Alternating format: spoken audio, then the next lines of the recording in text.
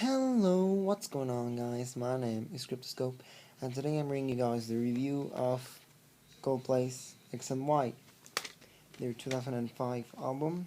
This was their third one, and anyway, yeah. So I have this reflector thing working now. As you can see, lights up my face a bit better. Technology, everyone. Anyway, so yeah, this features the all too familiar bow dot, I think that's how you pronounce it, bow dot code in the front. This reads X and Y. Sorry for the background noise. I don't even know what that is. Anyway, it's like a film or something. Anyway, yeah, I've come to notice that the background noise is very loud. Anyway, yes, and that's for the unboxing. Anyway, so let's see. Let's start the review. Square one. It started with this synthesizer sound, and then it progresses into a much heavier and darker song. But the songwriting here by Chris Martin in this album is just top notch. It's something fantastic, really. This is the album mainly featured around space and I don't know, technology and futuristic sounds. So yeah, that's really cool. Um, yeah, it's just kind of like a someone questioning someone's actions and talking about him wanting attention and what will he do if he returns to square one. Anyway, what if follows, and what if is it's an interesting track. It's starts off with this piano and a lot of existential questions. What if there was no life, nothing wrong, nothing right? Again, the songwriting fantabulous. And then it grows into again a much spacier kind of feel with ooze and stuff like that. The ending is especially quite a thing. Anyway, I keep looking over because I have the CD. So White Shadows is the vocabulary putting humanity under a microscope. And analyzing when I was a young boy, I tried to listen. Again, I got a little bit of teen angst here and there, of course, to top it all up. And yeah, little white shadows blink and you'll miss them. It's fantastic. I feel it a little bit of a reprise of Square One, but different in its own way. It's very similar, but it's different.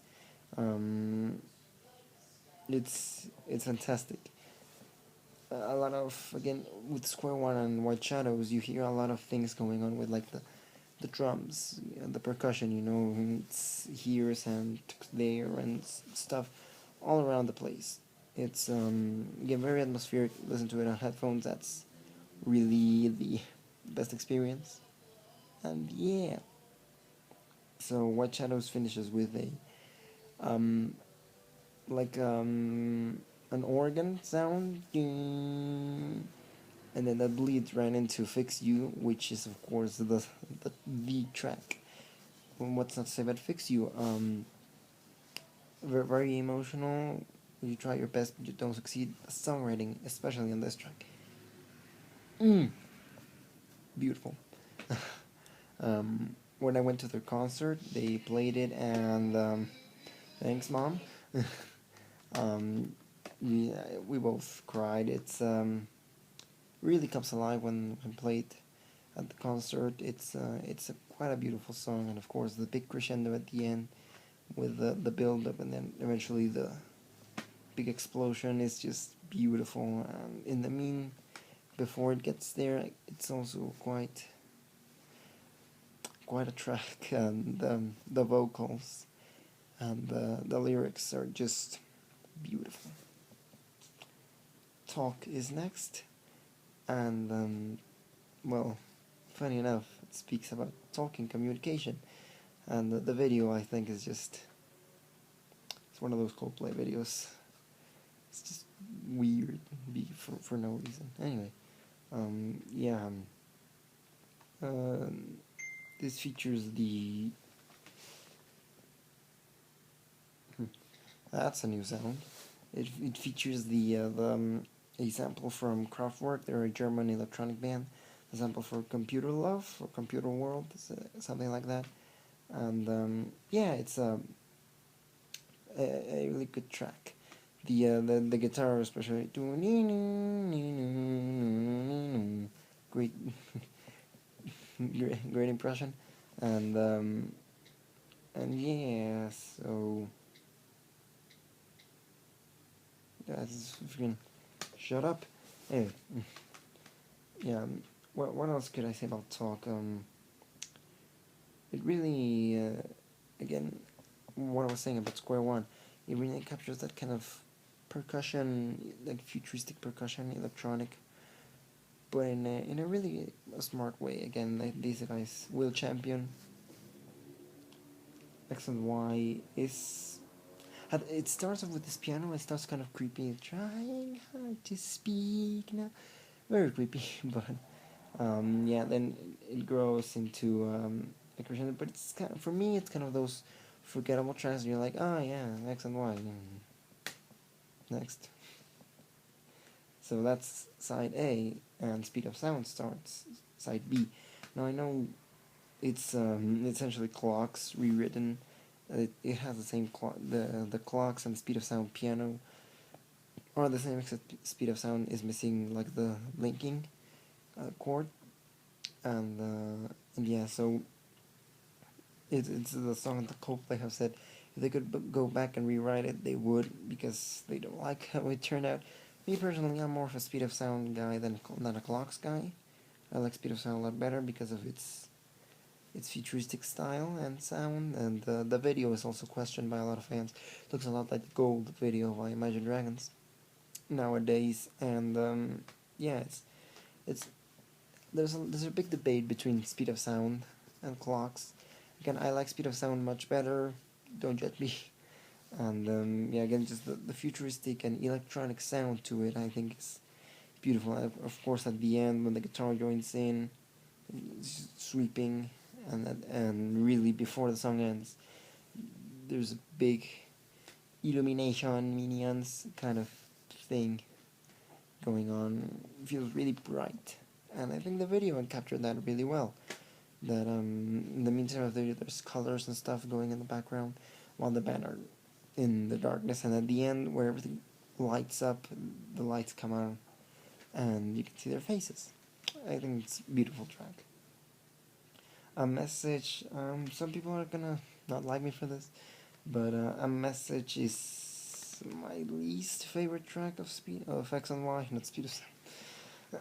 It's my least favorite of X and Y because it's just. I mean, I get what they were trying to do, and it's a beautiful ballad, but for me personally, I just can't get into it. Sorry. Low. Now, funny enough, after a message is low, and my favorite track of Low, that was not a sentence. Low is my favorite track of X and Y. There we go. So, why is it my favorite? Well, it actually is the lengthiest, so that's not good. But I don't know. There's something about it. It kind of goes from rhythm to rhythm, and just almost. I mean, I would hesitate to call it progressive because it's not progressive, but it has that kind of. For me, I think it has that kind of. First there's a melody, then there's another one, then there's another one, in the same song, and I love it. The lyrics as well are great. It has the same kind of thing for Fix You, like when you try your best but you don't succeed. It has that same kind of theme to it. Where it's talking about like you just want love but you got too low looking for love, things like that. And again, the music is just great. It has this kind of dark kind of feel, touch, this darkness sprinkled into the song and makes it a great track. The hardest part. By the way, I'm sorry I didn't get a video out on the 10th. My life has been crazy recently, so forgive me. The hardest part is it's also kind of it's the weird track of thanks. All right, ads everyone. The hardest part is the weird song about from X and Y, because it's very different to the rest of them. It feels almost like bluesy, like again with the blues feel sprinkled into the mix, and the hardest part, again hammering into the British accent, of course, and the hardest part. Shut up! Alright, give me a second. Okay, then we're back. So yeah, the hardest part, very kind of bluesy. Followed by "Swallowed in the Sea," which I really like that. It's a ballad at first. Cut me down a tree and brought it back to me. And it goes on, and then put me on, and then the drums kick in and the instruments kick in, and it's this constant build up until the end where it absolutely explodes. Shut up. Uh, this giant song, and with Chris almost not yelling but really hammering on the volume. Um, that's where I belong. You belong with me. And really getting emotional and deep. Love the track. He, one of the standouts for me. Twisted Logic, talking about computers and the world of electronics. I love again the songwriting here. Great, my mom started to cook. Alright, then that's Mothers, everyone. Twisted Logic. Yeah, it's. Again, I love the songwriting here. Could be computer. It's great, and it's very kind of again very spacey, and you feel the ending.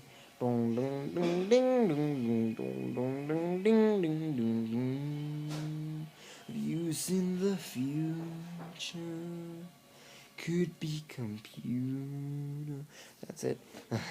And yeah, again a really deep cut from them. They recently re-uploaded it in on their YouTube channel with like a tribute band or something like that. The A sides is what they're called.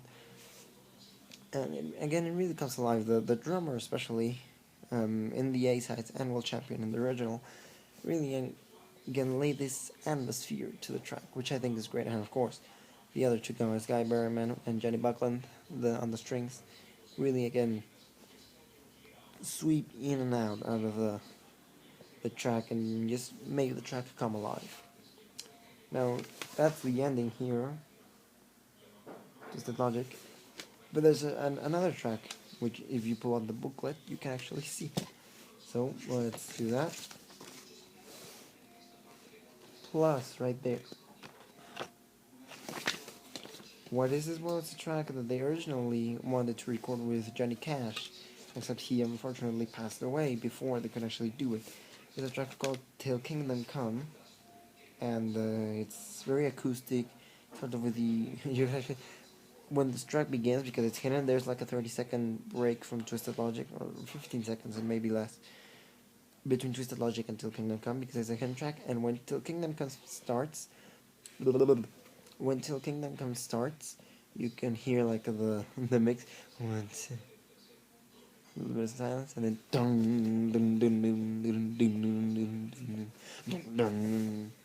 Like very acoustic, and it does feel kind of medieval to me at least. And you can definitely feel the Johnny Cash influence and why they want to record with it. But hey, no one. That's the unfortunate things of life, I guess. And yeah, so that's the whole album. Again, it starts very electronic, and towards the end, it just drifts out into whatever. That's Coldplay albums, really. Except for Viva La Vida, good old Viva La Vida. And yeah, that's it basically. Should you listen to it?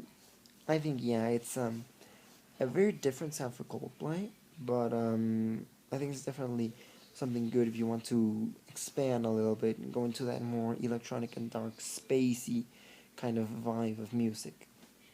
So yeah, I would give it a 5 out of 5 because it really is a great album. Throughout the 13 tracks and the lengthiness of the album, it really is concrete, and you feel like it's all about the same thing.